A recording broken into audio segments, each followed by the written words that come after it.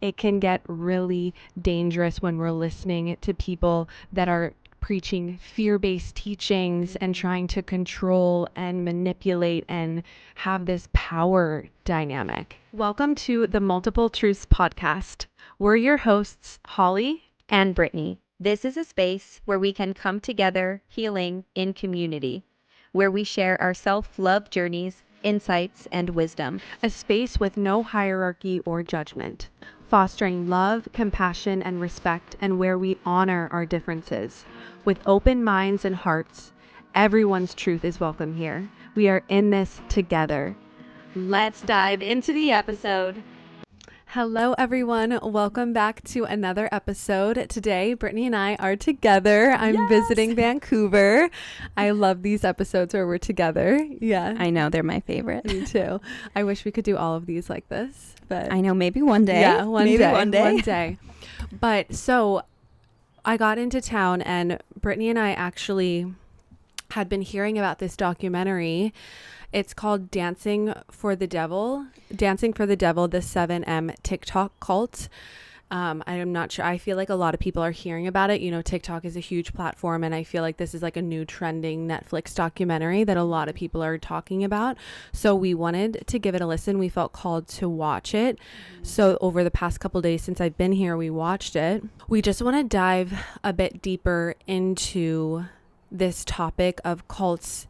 To be really honest with you, I feel it makes me really uncomfortable. Like, I feel very uncomfortable. I feel a bit sick, like thinking about talking about this, but it feels very important and very significant to have an open conversation around this because people are very vulnerable, and we just want to raise awareness around this topic because I have so much love and compassion for the families that have children or family members in these cults, for the people that are in these cults that are so blinded, that are so vulnerable, for the leaders that I feel even the leaders sometimes don't even see that they're doing anything wrong or abusing their power. Like, they're genuinely, like, their perspectives are so skewed. And so we really just want to raise awareness around this topic. Yeah, no, thank you. I second everything that Holly said. And likewise, I'm feeling a little anxious, which is really not like me when filming these videos or anything like that.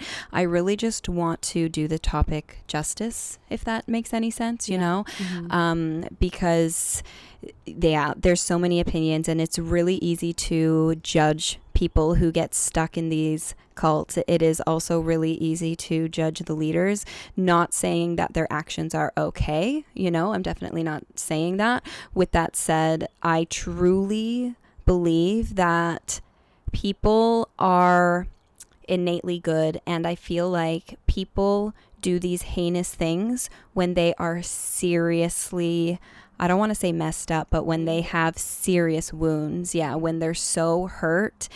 I mean, I've talked about wounds before. Well, Holly and I talk about it all the time. And when these wounds go unnoticed, unrecognized, and when they're not given love, you can create these entities within yourself, these skewed perceptions, the ego, and really it just gets bigger and bigger and bigger. And it really disconnects people, their soul, from their body more and more. It's kind of like, I don't even know if I'm explaining that right, but it's like their soul, it's like it's not them anymore. It's like they're so detached from their body, they're so detached from their soul. Taken over by like darkness. They're taken over by darkness. They're taken over by these skewed perceptions that are not rooted in love, not rooted in truth. And as a result of that, these heinous things happen, hurt people, essentially. Yeah, there are just so many vulnerable people looking desperately for community, to be accepted, to be loved, to look up to someone that looks like they have their life together. Like, I feel like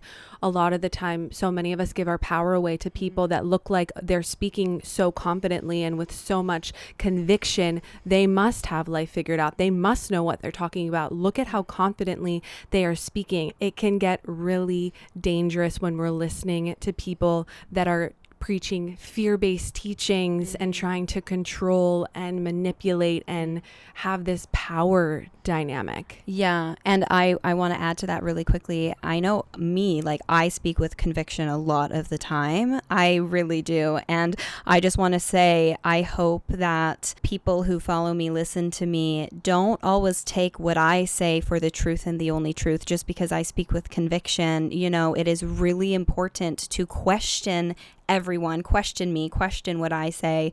Just because I fully believe something, it doesn't mean that you have to as well.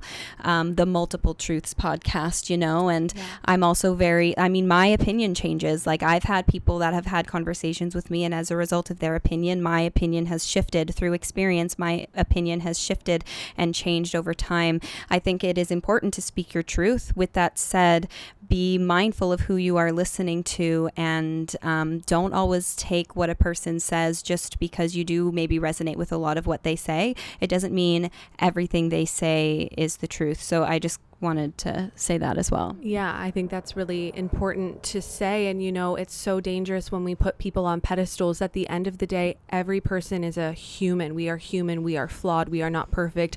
No one person has all of the answers. There are multiple layers, multiple truths, multiple perspectives, multiple opinions.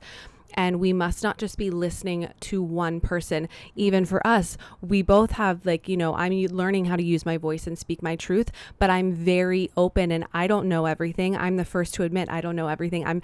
I keep my mind very open. I listen to other people. I want to hear other perspectives. I want my mind to change, but I also connected with myself deeply enough that I do trust what I have to say.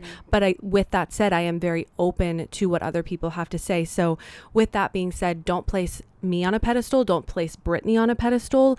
We are human and we are simply just sharing how we feel. It may not resonate with you. What we're even talking about today may not resonate with you. And that's completely okay. We are all allowed to have our own opinion, all entitled to our own ways of thinking, but we must honor our differences and just learn how to listen to one another with open minds, open hearts to get different perspectives. Yeah. And I feel like in today's day and age, unfortunately, it's really hard for people with differing opinions to have a conversation that doesn't get heated, where people don't get triggered, or you know what, it's okay to get triggered, but it's not acting on those triggers. I think that we need to learn how to be okay with differing perspectives and still accept people with differing perspectives and not feel the need to call people out or attack other people. You know, it's like you can still be friends with someone who has a differing opinion than you. And I feel like in today's day and age, I don't know, it's almost like if you don't fully believe what I believe, then I can't be friends with you. And this is not me saying, you know, if a person is doing terrible things, not saying you need to keep your friends accountable. You know what I'm saying in that regard. But for example, and this is not the case, but let's say, Holly, you were really Catholic and I was not, and I was an atheist. But just an example, it's like, okay, that's her beliefs. Just because I'm an atheist and she's a Catholic, it's okay for us still to be friends, even if our opinions are so different, you know? So I think that example kind of made sense. Big example. I agree. And I think it's like less judgment, more curiosity, bringing in curiosity in your conversations of, oh, interesting, why do you feel that way? And actually really listening to what someone's perspective is without the need to be right. It's like we also there's this need to be right all of the time. And it's like, it's actually okay to just be open and not need to be right. Just listening with an open mind, open heart, seeing where other people are coming from and respecting your differences. Yeah. And like you said, really listening. And even if you're triggered or you might get defensive, it's not having that knee-jerk reaction. It's taking the time to maybe let that initial reaction settle so that you can clear your mind, so that you could really sit with maybe the other perspective or whatever it may be, so that you can come to your own conclusion afterwards. And one thing I wanted to say with the pedestal thing, I love to say this, it's don't put me on a pedestal because I will only disappoint you. You know, going with anything, we're all human at the end of the day, and anybody, we're going to get into this when we talk about the 7M TikTok cult. Anybody who says that they are of God, or we are all of God, but specifically in that documentary, you know, the leader was claiming to be the man of God. Anybody who rejects their humanness, who thinks that they're more than human, there is massive red flags. You know what I'm saying? Yeah, that is like the all-knowing, listen to me, I have the answers, you must listen to me, you must abide by me. If you do not, you are a sinner. You will go to hell. Yeah, it's like this very like control. Listen to me, I am on the pedestal, I know what's best.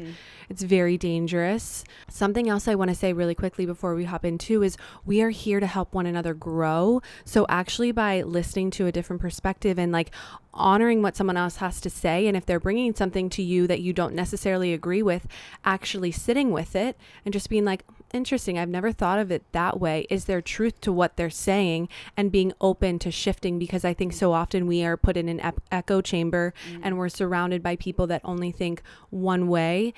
And so we are closing ourselves off from thinking in a different way, which kind of ties into being in a cult of like being in an echo chamber, everyone thinking the same way, trusting the same things. And it's like when someone comes to you and is saying, we're concerned, this doesn't feel right, not cutting them off, but actually listening. Okay, what concerns you about this? What are you feeling around this? And really listening to them, especially if you know that they love you, and asking yourself, is there truth to what they're saying? And keeping your mind very open, because confirmation bias is also a real thing. Yeah, you know, even like your social media platforms is curated. The algorithm is going to curate what you like, what you believe based on posts you interact with, and you're going to be fed things that align with your beliefs. So it's kind of like the echo chamber, and you know, what you put out is what you get, confirmation bias. So it's acknowledging those things as well. And exactly, you know, just like Holly said, is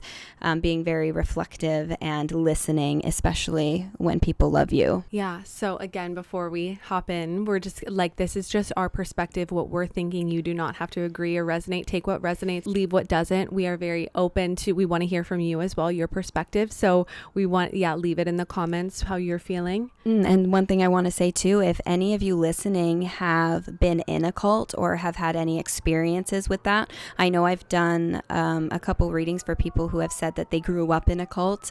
I'm just really curious on what your perspective is as well, based on your experience, based on what we say. If you have anything else to add, I would really love to hear from people who have had firsthand experiences in this sort of thing. Definitely. Oh, I would love that. Yeah, there's so much to teach. There's so much wisdom and knowledge that you can share with listeners on what they should be looking for, what are more red flags, how to know, how to get out, how to get support. Like, yes, all of that is so needed. And trust that if you were in one and you got out, you were in there for a reason, and you're meant to share. You're meant to support others, to help other people get out. And it all comes back to really learning how to listen to your own intuition, because even during the documentary, there was one of the sisters, she felt like something was off, and same with some of the people that were in the group. It's like your intuition, your gut never lies. And if you're feeling like something's off, trust yourself, listen to that, and like, how can you get support to get out of it? So hearing from people that have actually been in it, how you got out, how you acclimated back into the world, that would be really powerful.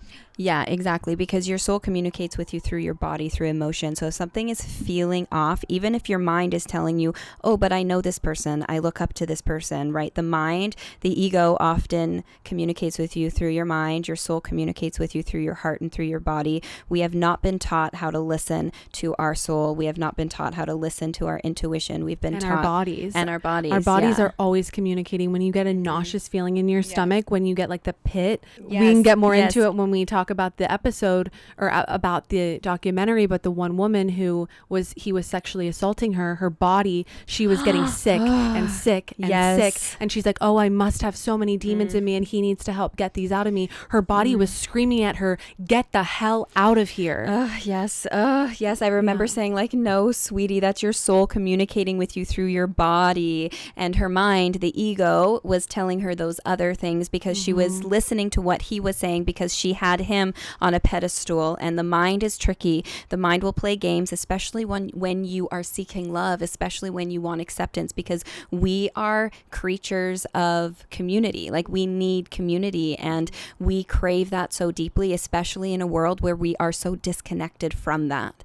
So it's really easy to kind of fall into that. Yeah, let's, I guess, dive in. There's also, I think, another Netflix documentary that we are going to touch on. We both saw this a while ago. It is called Escaping Twin Flames on Netflix, and it's about the cult Twin Flames universe. I believe what it was called. Either universe or university. It's one of those. Something like that. It was online, and it was this online school, and very similar, the way the spiritual community talks about twin flames, it's just so skewed, and it is not rooted in truth. And these people within this cult as well, just so wounded, so vulnerable, just seeking community, seeking that love. And if you've I recommend you watch both of those documentaries. They're very, very eye-opening, and I felt so sick during both of them, which is like my body communicating with me something's off, I was really felt nauseous watching those. I highly recommend. There's a reason that these are really starting to come out now. Like I have said in a previous episode, I feel like everything that's not of the light is really being brought up right now, and they're really bringing awareness to these cults and awareness to all of the darkness in the world, because we have to become aware of it. We have to educate ourselves on it first to know that this is happening, and we need to stop giving our power away. Stop understand when we're operating from wounds, or when we're operating from a place of authenticity and from empowerment. So let's just dive into it, I guess. Did we want to, I guess, talk about the TikTok cult first? Maybe we dive into that. So like Holly and I mentioned, we watched this just over the last couple of days. There's 3 episodes, and it's crazy because, often I know me, when I think of cults, I would think of it as, things of the past or things that are not so common. And all of a sudden it's like the 7M TikTok cult, which is something that's still going on right now. And it's happening in front of us. And TikTok, obviously, I feel like everyone knows what TikTok is, but it's a very big platform, even for kids. Kids are really getting on this platform. So many vulnerable souls that just really want to be accepted, want to be a part of something, seeking that external validation, wanting to just be accepted. So it's really dangerous. It's so dangerous. And in this scenario, we see people who got sucked into this cult. They were dancers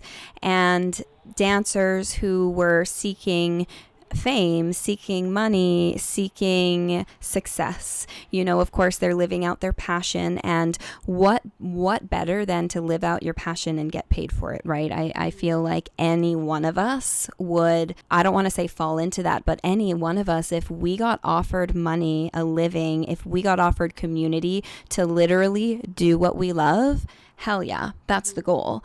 And in this situation in particular, it was weird because it was not only this dance group, but it was this dance group that was like the leader of it was also the leader of a church. It was like he was the leader of a church, Shekinah church, and the pastor, I believe, I'm not sure exactly what they called him, I forget, but he was also, I forget, not a producer. I forget. He saw an opportunity. When all of these kids were looking for management. So it was just weird, though. It was like work and church combined, which to me is like a red flag. You know what I'm saying? Like, church should be church. Any sort of spiritual practice you have, it should be your own. In my opinion, I don't think it should be tied into your work at all. I thought that was really weird. I thought it was a means of control. In these cults, we see a means of control. All of these people, they were living in this lavish house that the leader gave them access to, and there was the church that was on that same property, I believe, and you had to go to church if you were invited to church, and there were times when he only wanted specific people to hear his word. You have to come, you have to listen to my word today. And it was the typical signs that you see happen in cults, pulling them away from their family over time.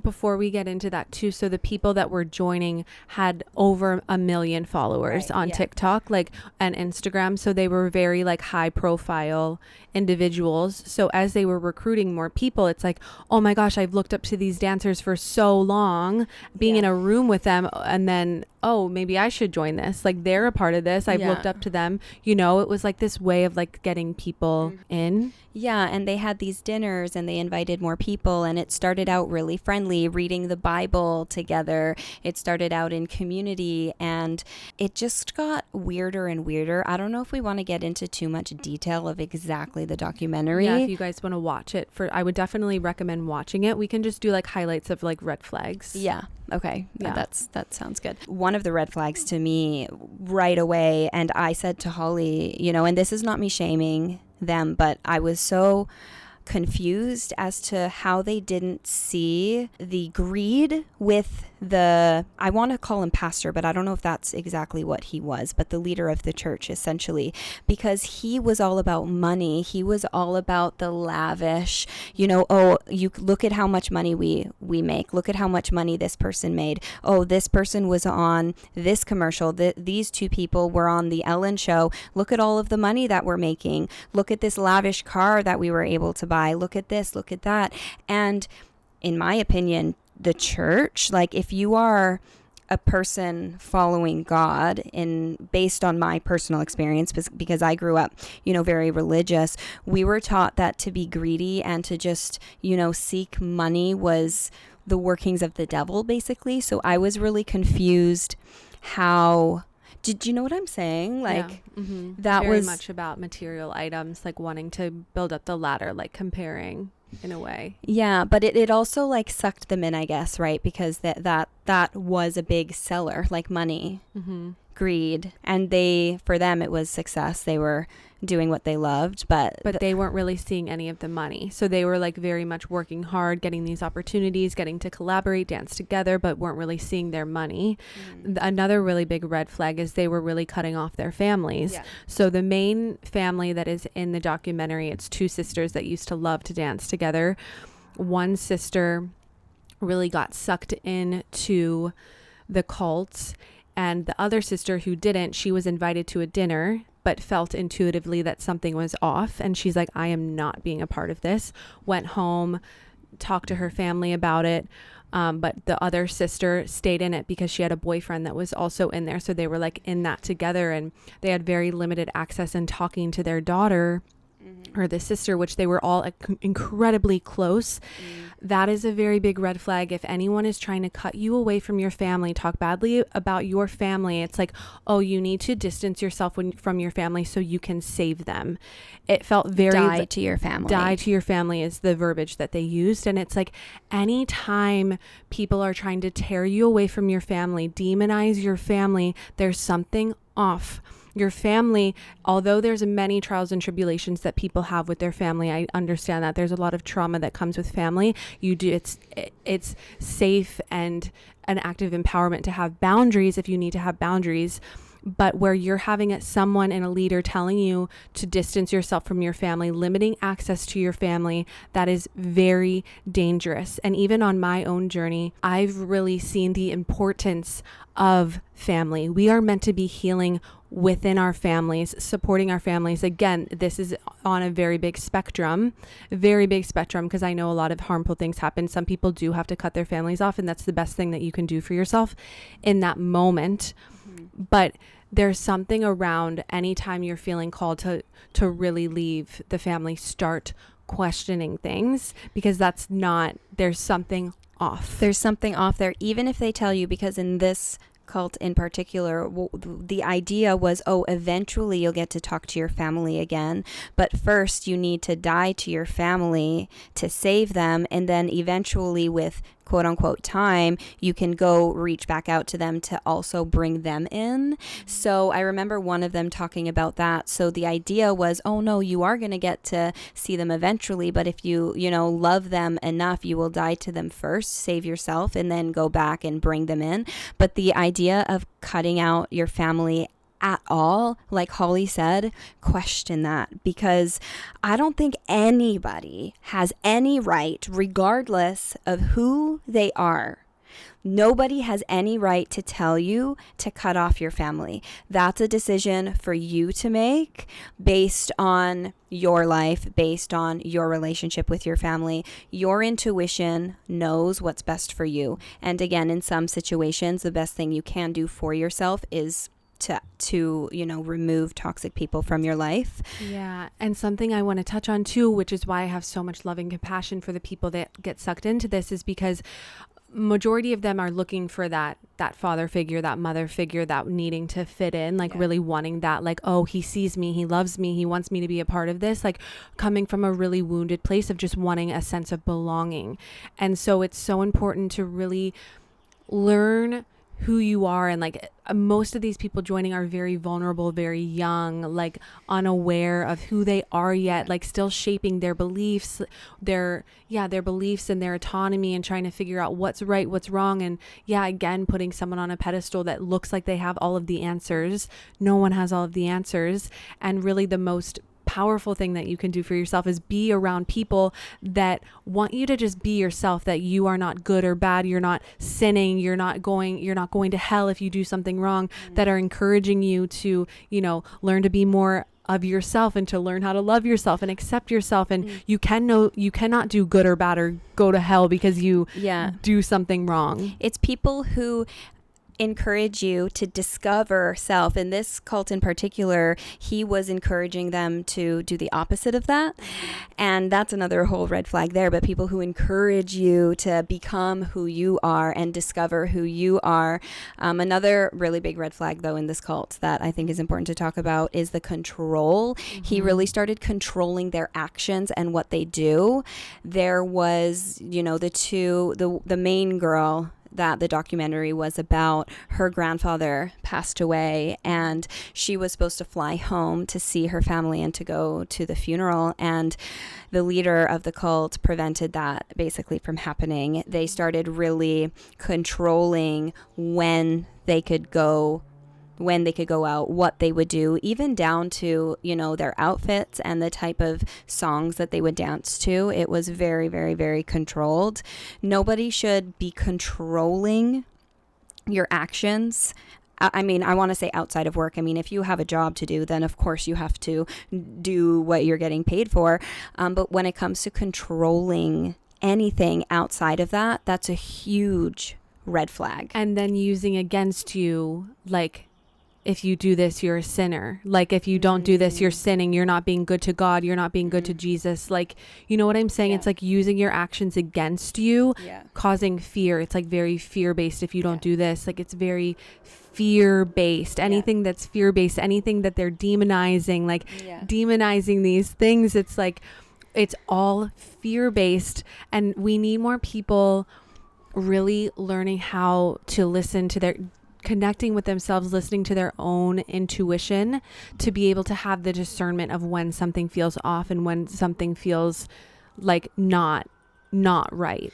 Yeah. And like with the fear, just touching on that, fear-based teachings, fear is one of the lower vibrations. Fear is not rooted in truth.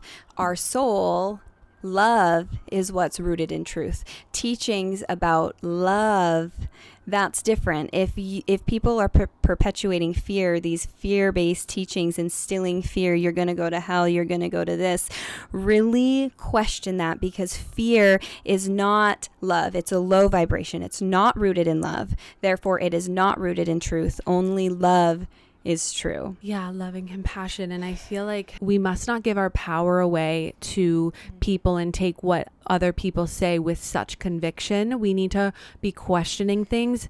And it's, of course, we want to be a part of a community, and, you know, whatever you believe in, it is beautiful to have your own connection to God, source, the universe, whatever you resonate with.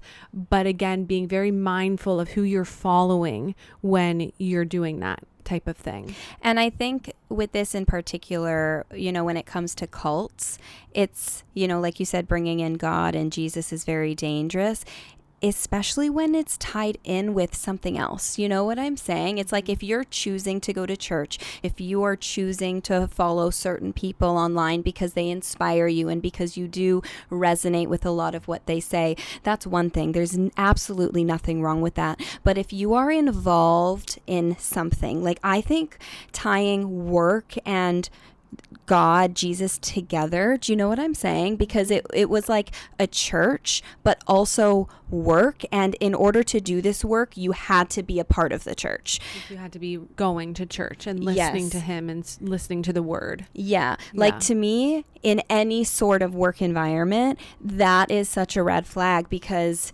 you should be entitled to your own opinion. If you want to participate, or if you want to be a part of a church of any sort, that's your choice. Absolutely go for it. But that should be something that's your choosing and separate from work. Do you know what I'm saying? Mm-hmm.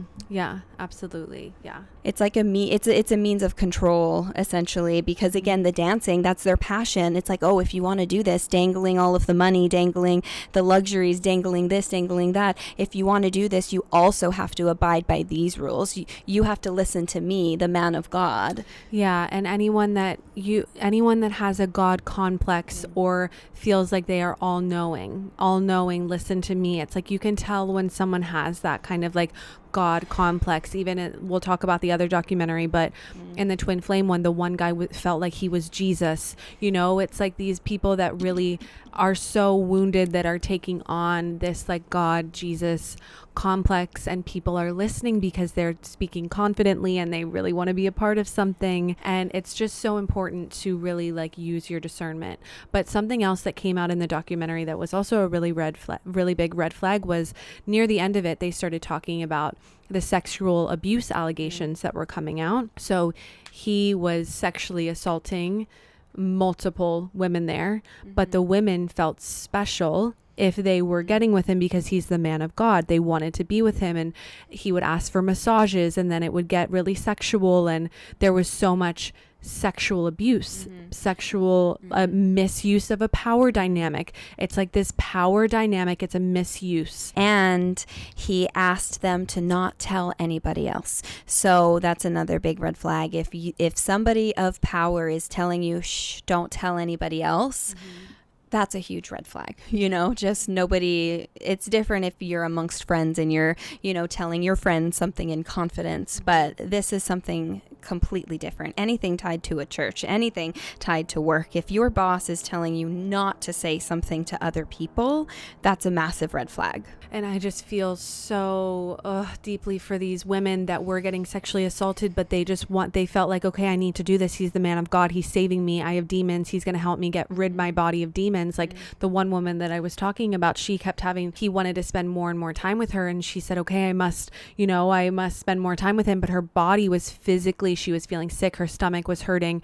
And it's like, oh my gosh, I have so many demons. He's going to help rid my body of this. But really spending more time with him was making her sicker and sicker because her body was like, get the hell out of here. Something is not right. So her body was fighting for her. Her family, her sister was fighting for her, but she had to come to that awareness on her own. And that's another really big thing too. It's like the people that are in these, they must come to the awareness on their own. But as a family member, as a friend, continuing to show up for them, that's something I really loved about the family. They continued to show up there for their daughter that was in this cult, and like showing unconditional love and being there for her. They weren't allowed to talk about the cult, but they still showed up for her because that's the way they could see and communicate with her. Because it can be really, I can only imagine, like, as the family member, it could be really easy to take it personally. It can be really easy to be angry and to think such and such wants nothing to do with me anymore. She clearly doesn't like me, therefore I'm going to not like her too. You know what I'm saying? It's really easy to get angry and to take it personally, but it's understanding that they are brainwashed. It is not them, essentially. They are under mind control. I'm not telling you to accept less than you deserve. It is important to have boundaries, but it is having compassion. It is having understanding. And if you can, keeping those lines of communication open so that if the lights do come on, they do feel comfortable coming to you. Yeah, I think it's because what the family did and what I would recommend too is like planting the seeds. Like they would meet up with her, and if you have someone that you know, it's like planting the seed of, hey, something feels really off. I don't trust this. I don't feel like this is something that I don't feel like this is beneficial for you. I'm really worried about you. I'm really scared of what this is doing for you. Because I love you so much, I'm coming here to you from a place of concern. And even if that person that gets defensive, they build their wall up, they push you out, you planted a seed for maybe when another person brings something to them, another person, it's like, okay, if all of these people are bringing things to me in my life that love me, maybe it is time to question, is there truth to this?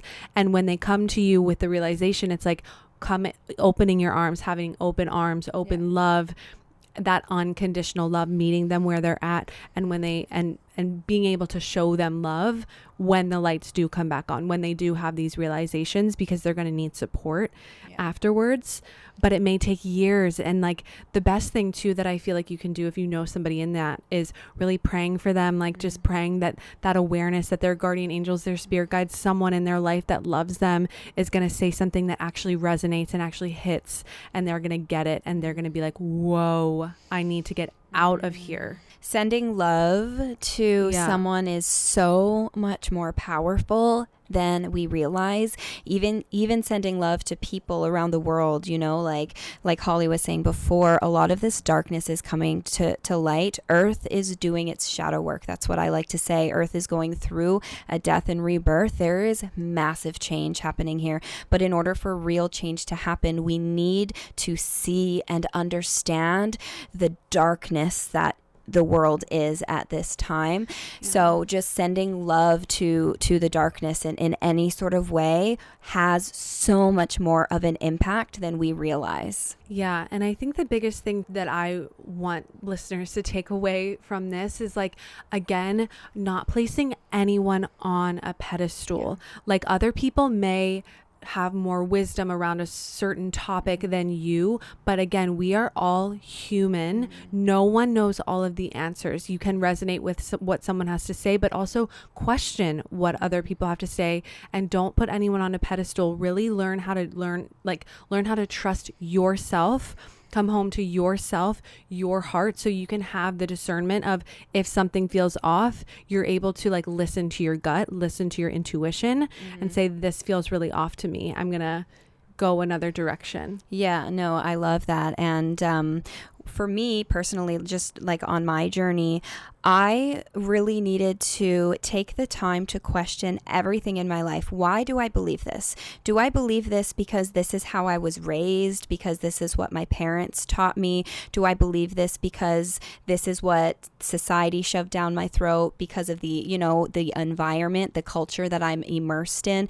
It's questioning all of these things and really sitting what feels right for me, because sometimes if we don't really know what to believe, it's easy to look at someone online or look wherever it may be. It's easy to look at that person and be like, oh, they have a lot of followers, or oh, this feels good to me, I'm going to listen to them. So, and only listen to them. Yeah. So before doing that, it's turning inwards and questioning yourself first and figuring out what feels right for you. Then when you do that, you'll realize that you will align with other people that might be on that same or similar path. And sometimes the universe often will maybe bring in a mentor of some sorts, whether that's a person you meet, whether that is somebody online. And when you take the time to really figure out how you feel about things, and when you really take the time to discover what your intuition feels like knowing that feeling, you will know if what they say feels right, because you know your intuition. You'll know if what they're saying feels right for you or not. Yeah, and that's why the healing journey, the self-love journey is so important. Doing the inner child work, the inner teenage work, connecting with your higher self so you can use your own discernment. You've created that deep trust within to learn how to trust. Exactly. To know the difference. Know when you're operating from a wounded place and putting someone else's word on a pedestal. Yeah. Or if it feels like there's truth to it. Because a lot of these people who are sucked into cults, they're at a very vulnerable place. They don't know who they are. They're not able to identify their intuition because they haven't taken the time to discover what that feels like yet. This is not me blaming them at all, because again, we were not taught this, but this is something that I feel is really important, is taking the time to discover you, to feel, what does my intuition feel like? What is that feeling? And when you really know what that is, then it will be easier to kind of navigate. Right. And I just want to say, it's really easy to get sucked into these things, especially if you're young and you're just really wanting to be a part of something. Like, it's really easy to get sucked into these things. So really learning how to question things, question people, listen to the people around you, listen to people that love you. If they bring something to you that's of concern, really keeping an open mind. And something too that I want to touch on before we move on is there was a lot of fear-based teachings in there saying things are like, if you do this, you're going to hell. And another thing that I feel like these cults do, or even like the different spaces do, is they demonize things. Anything that is like demonizing something that's coming to mind is like demonizing tarot, demonizing yoga, demonizing astrology, plant medicine, all of it. It's like there is a light and dark to everything, just as there is the light and dark within religion, within plant medicine, with everything. But when we talk about demonizing, that is the devil. If you do this, that is the devil. You are a sinner. You are going to hell. It's like, that is so fear based. There's a light and dark to everything. Of course, we can abuse these things. Of course, there's truth. And even with some of the things that this man was preaching, the cult leader, there is truth to some of the things that he was saying, but it was very skewed, very fear based, very wanting much control. Ego based. Yes. And something that I would like to add as well before we move forward. And this I feel like might be a nice segue.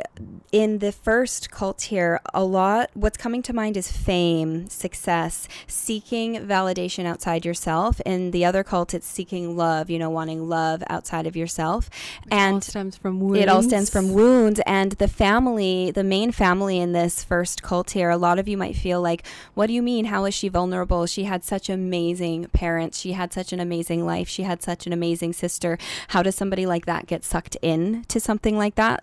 She didn't seem vulnerable. And this is not me saying the family is not good, because clearly she has an amazing, loving family. They are fighting for her. So I want to make that very clear. They're a great example of how to really, they're a very good example of how to be like for your child that may be in a cult, like showing that unconditional love. Yeah, exactly. So I want to make that very clear before I say this, because I don't want you to think I'm talking ill of the family at all, because I am not. However, even when the parents love their kids more than anything, because I know my parents loved me more than anything. They loved their kids more than anything. My parents did the best they could with the tools they had. I still had a lot of wounds and trauma from my childhood, it could be from a multitude of things. In society today, we are taught to seek love, validation externally. And I know with this family in particular, she wanted, the dance. She went on, I Think So You Think You Could Dance. She did really well on that. She was doing these competitions. It was seeking it outside. And even when you have a really loving family, there can be so many wounds because trauma is passed down. It is passed down, and based on society too, wanting success, quote unquote success, based on what society perceives success to be. So she could have been very vulnerable, but not necessarily in a way we think. Do you know what I'm saying? Yeah, and it's even like manifesting of like, you know, needing that external validation. I'll be good enough when I have X amount of followers, when I'm noticed, when I'm making this amount of money. It's like seeking that external validation of even a young wound of like not feeling good enough. I'll be good enough when, you know, so, or I'll receive love when. So it's that constant need for external validation that is stemming from very young wounded parts of you. So that's why, again, the people that join these, I feel like, are very vulnerable and just wanting that acceptance, that love, that validation, that community, that want to be wanted, that want to be needed. And it stems from these younger parts. So that's why the healing journey of like coming home to yourself, so you can really be able to decipher when you're operating from a wounded place or when you're operating from a very empowered place. Yeah, exactly. Yeah. And no, thank you. But that's just why I wanted to add that, because sometimes when you have a family that really, really loves you, it's harder to identify your wounds because you think, oh, I had a great childhood. I don't have any wounds. I don't have any trauma. That's not always the case. Not saying the parents were the ones that were at fault or anything like that, because clearly they are incredible. Like Holly said, they are an example. Yeah. And even young wounds, even if it wasn't in the family, even like going to school and like getting made fun of. And I know there's a collective wound, especially I believe for millennials. If I have a friend who's like very into astrology. She was saying there's a collective wound of not feeling safe to be seen and to be heard. So it's like this need to be seen, to be heard.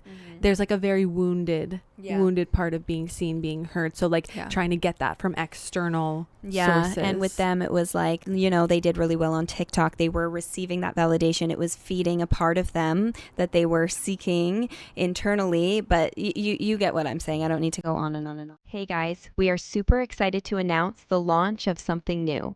We will be launching something called a community on a platform called School. That's SKOOL. It's similar to a Patreon, but better. It's a platform for learning and community. Basically, it will give you access to exclusive content from both Holly and I. Holly is a certified holistic health coach, and she is also a certified embodiment coach.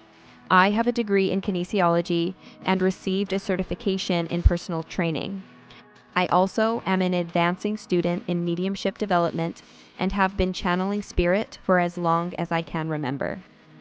Through our own experience and journeys, as well as our knowledge gained through education, we will be curating content to specifically aid in your journeys back home to self. This will include monthly guided meditations, guided embodiment practices, pick-a-card readings, energy healing, guided workouts, and healthy recipes. It will also include important teachings to help you become the most embodied version of yourself. Some topics will include how to connect with your intuition, how to tap into the psychic within you, how to heal your inner child, how to face and understand your ego, how to heal your relationship with your body and food, and more.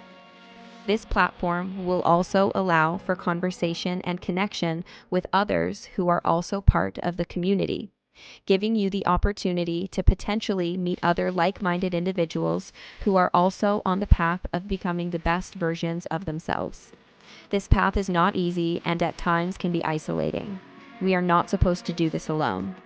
Community is so healing and so important, so we hope this will provide support for you regardless of where you might be on your journey.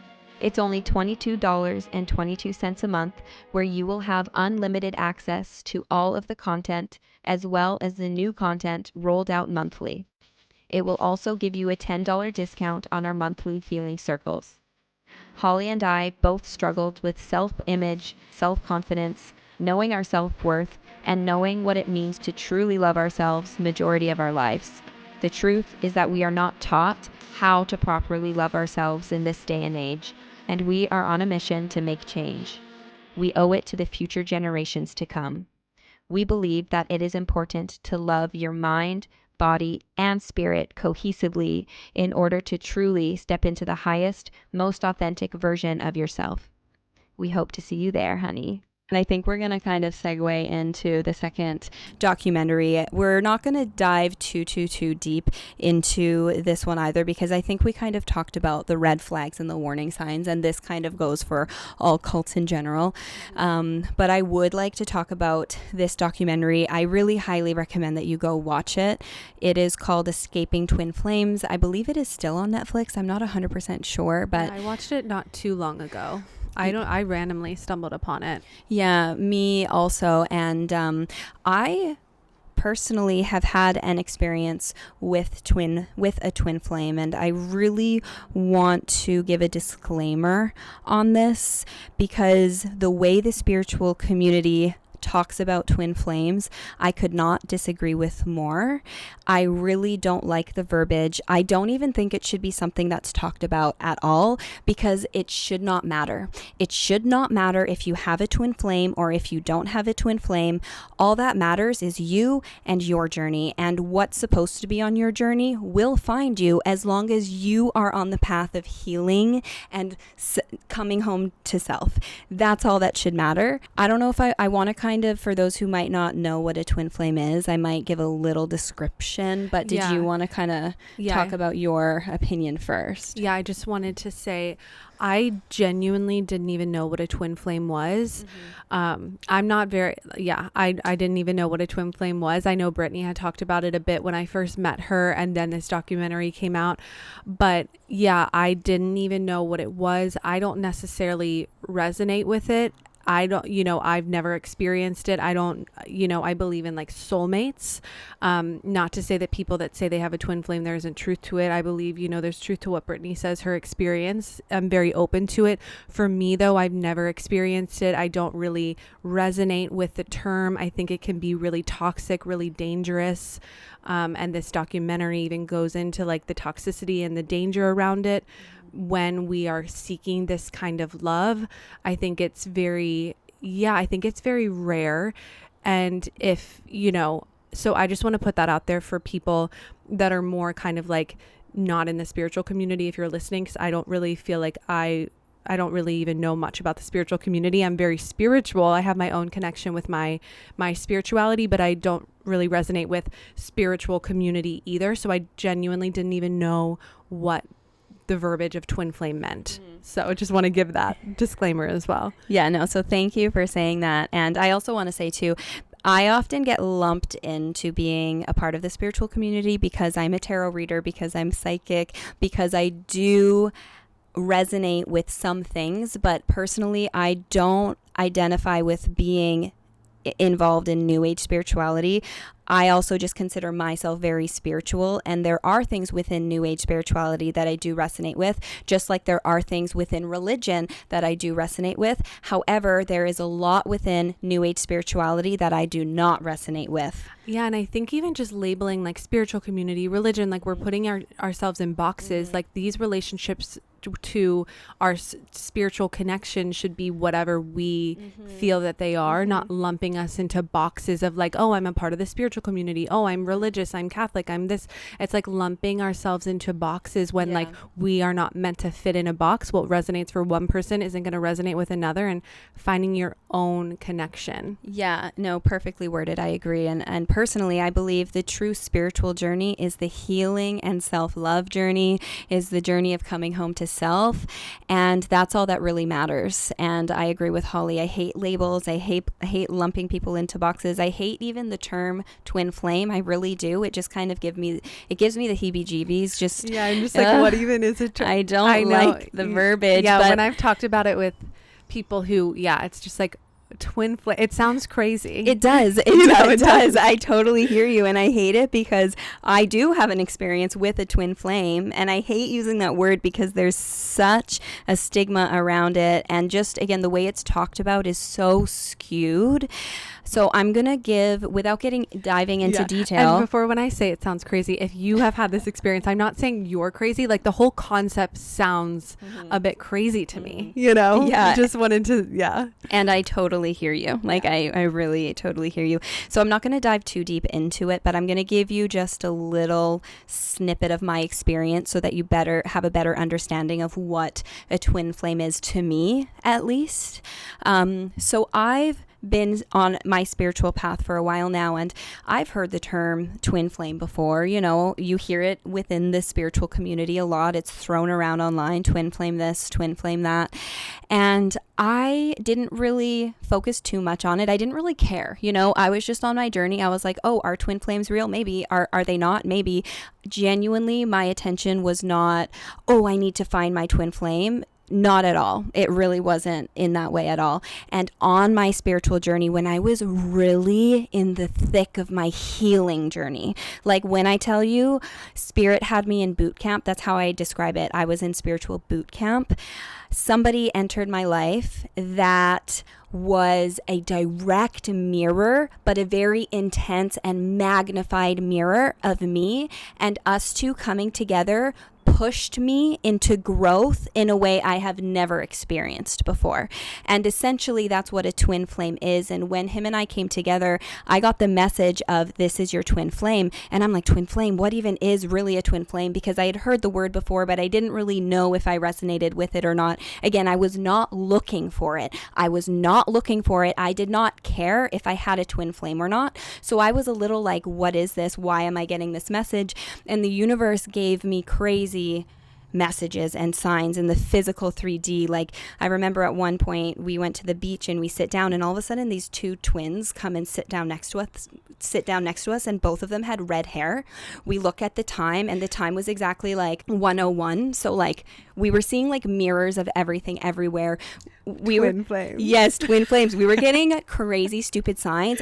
I genuinely thought I was losing my mind one day. I remember with the guy I was with, I was like, am I crazy? I'm like, am I going crazy? Because the science in the 3D world was so out of this world. I can't even articulate it. Anyways, it was wild. I'm not going to get into the details, but again, at that time, I was genuinely not seeking a twin flame. I didn't care at all if I had one or not. It was not a goal of mine, which when we talk about this cult and this documentary, that very much so is their goal. Yeah, they're very much trying to find their twin flame. Yes, and the true twin flame journey is very rare. When I say rare, I do not mean better than, because each and every one of us chose our path before coming down here. Each and every one of us have rare and unique experiences on our path. So just because some people have a twin flame and others don't, I want to make that very clear. When I say rare, I do not mean better than, but it is very rare. And the point of it is to push you into spiritual growth, healing, and awakening. Essentially, the twin flame journey is the journey of coming home to self, and coming into contact with this magnified mirror is going to push you into that growth at a faster rate. And to look at your shadows. What's triggering you within them is triggering something within you. It's like deepening your shadow work. Yes. Like when I tell you this person, it was like the most intense connection of my life, but at the same time, the most infuriating and triggering relationship. And that's where I think it can get really toxic. If people stay in those relationships, oh, I'm with my twin flame, whatever that is. I'm with this, and it's like, hold on, and it's so toxic and triggering, and just like it feels very toxic. It is. It can be very toxic, and that's why we came together, and we ended up coming together in person twice over an extended period of time. And after, before we came together in person, we were communicating online, FaceTime, for about a year, and that was before it got like triggering and stuff like that. When we came together in person, that's when everything really amplified. And essentially after coming together the second time, I realized like, oh my gosh, like just because this is my twin flame, I need to choose me, because the twin flame journey is not about the person. It's not about coming together with the person. It's about you and pushing you into your growth. I made the decision to walk away because that's what I needed to do. And that is what was best for me. It was like one of the ultimate tests Spirit has ever put me through. When I tell you it was one of the hardest things I ever had to do, it's making me sorry. Sorry, I didn't think I was going to get emotional. It was really hard, is my point. The whole journey is really intense, and it is really hard, and most people do not understand the intensity of it. So when the spiritual community throws around that word, it's really frustrating, and it's hard because people think that their twin flame is their ultimate love, and that's not the case at all. And I chose to walk away. And that's what I needed to do. And the universe my spirit team ended up telling me, we're going to bring a soulmate into your life. And 6 months later, I ended up meeting somebody else. And I really experienced a soulmate connection versus a twin flame connection. And take it from someone who has had a twin flame experience. I know that I'm not supposed to be with him. That's not the goal. And I wish him nothing but love. But I much prefer a soulmate connection. Like, I really, really do. Yeah. And sorry, I really didn't think that I was going to get emotional, but essentially it is very, very rare. And when I say rare, I don't mean better than, but it's not something that should be talked about the way it's talked about. It shouldn't even be in your mind. If a twin flame is on your path, it'll happen when it's supposed to happen. It's not something that you should be looking for. Yeah, and I don't think it's, if it comes into your life, it's like, oh my gosh, this is my twin flame, and holding on to that, just experiencing the relationship for what it is. It's again like this label, and like, oh, they had the twin flame, I hope I have one, and like seeking it out. And even in this documentary, they are seeking out their twin flames, and there's a couple that believe they are a twin flame, which the whole documentary, I like, thank you for giving your example too, because I think that's really powerful. Thank you. Yes. But even like during the documentary, when I first started watching this, I was like, this all feels fake. Like, twin flame feels fake. This all feels fake, and it's all just a conspiracy. And it's this couple where this guy has a God complex, where him and this woman that are in a very toxic, unhealthy relationship are trying to be mentors to other people and help the other people find their twin flames. Exactly. Like, because people are seeking that kind of love, because it's like, oh, this superiority of, oh my God, the twin flame love is like the Yes. ultimate love. Yes. I need to find this. So let me Yes. trust my love life with other people that tell me I can find you your twin flame. Trust me, give me your money. Exactly. Like, exactly. And Taking advantage of Yes. people that are very wounded, very vulnerable. yes. And, I had a twin flame experience, but that didn't stop me from watching that documentary. Yeah. Because I'm not going to live in an echo chamber. I thought, oh my gosh, what is this about? I want to watch this. And when I watched this, I realized this is the skewed perception of what a twin flame is. I personally, and this is my opinion, you can disagree with me, if you don't think twin flames are real, but I had an experience with a twin flame, and watching this documentary, they took a truth and skewed the truth. Yeah, it's like the light and dark in everything. There is truth to this, but then there's also the dark side of this skewed perception that's really dark, really egoic, really power hungry, money hungry, listen to me, egoic. But then there's the light of like, there is truth to this. I do believe there is truth to this. I do believe that you experience that.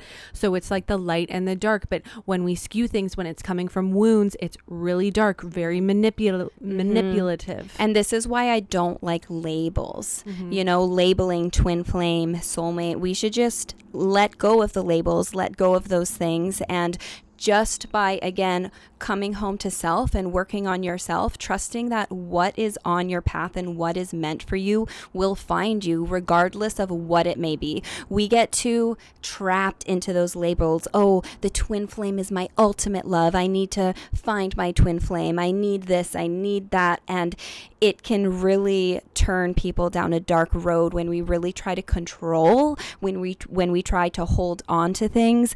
Oh, I found my twin flame. This is the ultimate love. I need to hold on to this. Yeah. And it can just be really toxic. Again, watch that documentary and you'll see exactly why. In the documentary too, it's like this couple that is together that are the twin flames and are helping people find their twin flames. It's like they're putting couples together that are not twin flames, but they trust this couple so much. They're like, oh, this must be my twin flame. So they're moving in together. One of the couples got married. They were miserable. They hated like it was such a toxic situation. But because they didn't listen to themselves, use their own discernment, judgment. They didn't know the voice of their intuition yet. They were like, oh, this person must know what's best for me. So in order for me to be a part of this community, I have to listen to them and get married to this person or be in a relationship with this person so I can still be accepted in this group. Like that's the level of just wanting to be accepted, wanting to be loved. And that's where these young wounds are coming in, this vulnerability. And even they were needing people in this community to find their loves, their ultimate loves, their twin flames, but people weren't joining. So the leaders, like the guy who had the Jesus complex was like, okay, or in the Jesus and God complex, he was like, well, we're going to find you your twin flame, and it has to be between a man and a woman. And so in the group, he had people start transitioning their gender, having people transition from a woman to a man so that they could be in a twin flame relationship. Like someone telling you, oh, you are actually like having people being that vulnerable to hear someone tell you can be in this twin flame, but you have to switch your gender, and people doing it. Nobody should, if you are going to make a decision like that, that should be a decision you come to on your own. Nobody should ever tell you what to do with your body. Yeah, there's nothing wrong with it, but to be told by someone else when maybe you weren't even thinking that, like that's the level of vulnerability that we're working with here. Nobody should ever tell you what to do with your body. Nobody should ever tell you who to be with, who your match should be, your twin flame should be. As a medium, as a tarot reader, as a psychic, I do this work regularly. I do readings for people regularly. And this is a part of my disclaimer that I say at the beginning of every reading. I always tell people to trust yourself, trust your intuition. If you don't resonate with something that I say, that is okay. Trust yourself first and foremost. I am not here to tell you what to do, because spirit will never even tell you what to do. It is trusting your own intuition. Spirit will provide guidance for you, but they will never tell you what to do because you have free will. I also tell people this is all based on the current energy being projected. We have free will at the end of the day, so nothing is set in stone because you hold the power. So if you are going to any psychic, any medium, anybody at all, and they are trying to tell you what to do or what your future is going to look like for sure, that is a massive red flag. Yeah, and I just think we need to really stop giving our power away. It's so easy to give your power away to different people, different places, different things in your life, material items, specifically other people, giving your power away, thinking like someone else knows better than you what you need to do for you, constantly asking other people, what should I do about this? Where should I go? It's like we're constantly seeking answers outside of ourselves. You have everything you need within you. You have everything you need within you. You need to be able to sit with yourself long enough to listen to the voice, to hear the voice of your intuition, to get those answers from within, to tune into your own innate wisdom. And we really need to stop giving our power away. It's so easy to give our power away to other people that seem like they have everything together, that seem like they have the perfect happy life, that seem like they have the answers. You are the only person that knows what is best for you. You need to really learn to listen to yourself. And it's really hard. I'm on the journey of still really learning how to trust myself, really trust myself. And I know that that's the ultimate goal, learning how to trust yourself and use your own discernment. And there's nothing wrong with seeking guidance. Yes. But it's seeking guidance from people you trust. And if you want to get a reading, it's doing some research. Do I trust this person? How do I feel about this? And it's also, this is the way I do my readings, at least, and everyone's different. The way other people do their readings, is going to be different. But my goal is to help people connect with their intuition. My goal is to help people connect to themselves. My goal isn't to have people come and repeat getting readings with me and only seeking me to provide them guidance. It's no, I'm going to provide guidance based on what spirit brings through, but essentially it's bringing you closer to I'm not explaining. Do you get what I'm saying? Yeah, it's bringing like people closer to themselves, people to be able to listen to themselves. Yes, thank you. Absolutely. Yeah. And that's even in my coaching, because I'm a coach. I'm a holistic health coach and embodiment coach. And even with my clients, my whole journey, my whole program with them is helping them connect deeper with themselves. I don't want them to give their power away to me. I don't have all of the answers. I have been through my own journey, and I can give guidance. I can give, my wisdom and my knowledge that I've gained through my journey, but I always tell my clients, I learn just as much from you as you learn from me. I do not want you to put me on a pedestal. I am learning from you on your journey too. This is the way I am maybe a bit further on this journey than you in this aspect. So I can teach you and you can learn from me, but know that I am also learning from you in a different way. And I never want anyone to put me on a pedestal, never want anyone to think that I have all the answers. I am also learning here.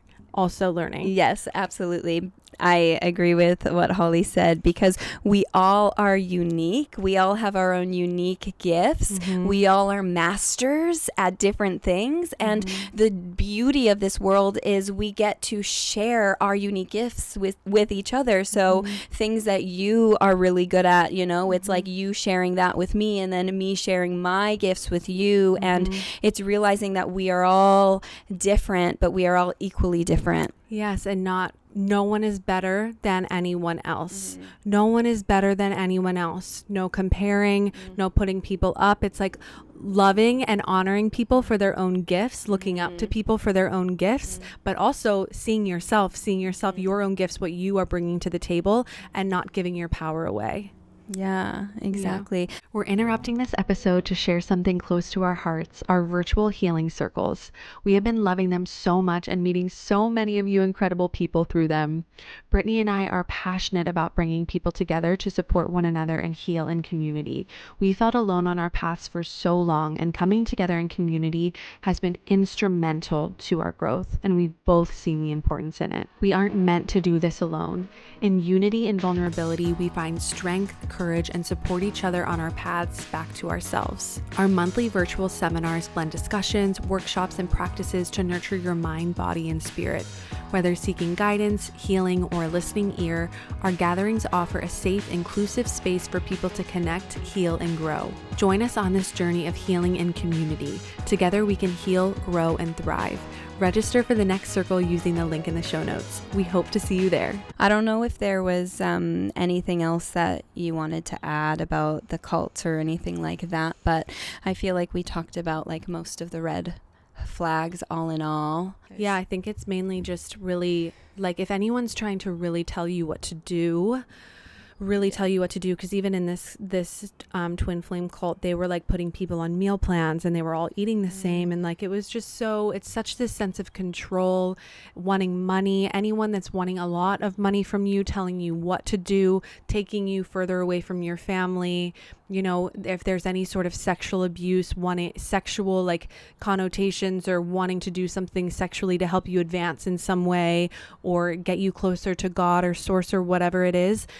Just really learn to listen to yourself, trust yourself, and know that if you've fallen victim to any of this, there's nothing wrong with that. Show yourself love and compassion and understanding, because it's so easy to get sucked into these things. It's so easy, and I have so much love and compassion in my heart for the people that are in this and that are really just so disconnected from themselves and the truth. Yeah, and one more thing I want to add is the respect that I have for people who have been sucked into cults and who talk about it openly. I have so much respect, because that is an act of bravery and that is an act of courage. Because I feel like a lot of people who are sucked into cults might feel embarrassed. They might not want to talk about it. That's what they were talking about on the Netflix. They're embarrassed to admit that they were in the 7M. Yeah. So it is such an act of bravery and courage to talk about your experience, because you are helping other people. So if you have been in any cult or anything like that, thank you for if you talk about it, and even if you don't, that's okay, because I could only imagine that it would take time before you are able to talk about it. But I just really want to speak to that, because it is such an act of bravery. It is such an act of courage. So thank you for those of you who do that. I just really wanted to note that as well. Yeah, absolutely. Yeah, because you're here to help others, really learn from your experience and how you got out. So yeah, and I just want to again harp on the fact that Brittany and I, we are still very much learning here too, and we have connected with ourselves and we feel we have strong opinions and we do speak our minds and speak our truth and speak our opinion, and it's beautiful because I never used to be like this, so this is really new for me and I'm really learning my voice and really learning how to trust myself here. But again, question us. You know, you don't have to agree with what everything that we say. Take what resonates, leave what doesn't. Be open. We're open to hearing from you as well. There's no one right way of thinking, one right way of being. We are very open, you know. So I just want to really speak to that too, because we don't want you to just take what we say and that's the truth and that's what it is. Like, that's not at all what this is. You know, we're really trying to have, you know, women be empowered and use their voices and speak how you feel. That's what this is about. So yeah, I just want to throw that out there as well. Yeah, no, thank you. And I agree with everything Holly says because, I do speak my truth and I do speak with conviction, and I'm like almost like burp there. And I won't stop doing that because I do think it is important to be empowered and to speak your truth and to share your experiences. With that said, I never want you guys to take what I say as the truth and only the truth. Please question me. Please give me your opinions as well, because like Holly, I am very open. I do have a very big perspective. I like to hear other perspectives. In fact, I like watching different sorts of like, I don't even know, like documentaries or crime videos, because I just get so curious, and I'm very curious. I'm a very curious person. I genuinely like hearing other perspectives, because to me it's more like, oh, that's interesting. And like releasing the judgment and just getting curious. Yeah. So I think that's everything. Yeah, and I will say too, you said you speak with conviction. Brittany has helped me so much gain my confidence with my voice. Like, you really have, and I think you really support other people, other women, other men use their voices and speak their truth. So not trying to take away from that at all. You know, it's a beautiful thing. But it's just, we really want to hone in. Like, we are here learning how to like stand in our power, be empowered. You know, and it's a beautiful thing. But that's start questioning things. You know, get curious and start questioning things. And it's okay to change your mind too. You know, I speak with conviction, but my view has shifted on certain things. Mine too. And there's no shame in that too. You know, like, I'm not ashamed of saying something and then a year later being like, my opinion's different. You know, like at one point, for just a really quick example, I made a whole video on how I didn't think I was supposed to get married. I didn't think I was supposed to have kids. And I was sure about it at that time.